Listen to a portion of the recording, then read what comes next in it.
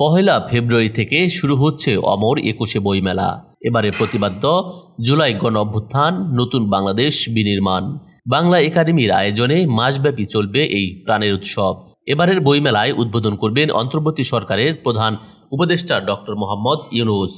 আজ বৃহস্পতিবার বাংলা একাডেমির আব্দুল করিম সাহিত্য বিশারদ মিলনায়তনে এক সংবাদ সম্মেলনের আয়োজন করা হয়।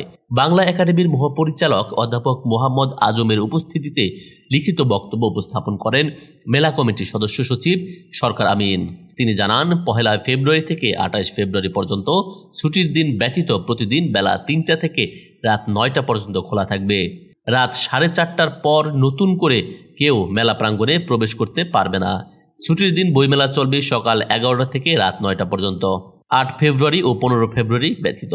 তিনি আরও জানান, এবারের বইমেলার বিন্যাস আগের মতোই থাকছে, তবে মেট্রো রেলের কারণে প্রবেশ ও বাহিরের কিছু পরিবর্তন আনা হয়েছে। 4টি প্রবেশ পথ থাকবে: টিএসসি, দয়াল চত্বর, MRT basin, pant and engineering institute. খাবারের স্টলগুলো সুনিয়ন্ত্রিতভাবে বিন্যাস করা হয়েছে। নামাজের স্থান, ওয়াশরুম সহ অন্যান্য পরিষেবা আগের মতোই থাকবে। ৮ ও ১৫ ফেব্রুয়ারি ব্যতীত প্রতি শুক্র ও শনিবার থাকবে শিশু প্রহর।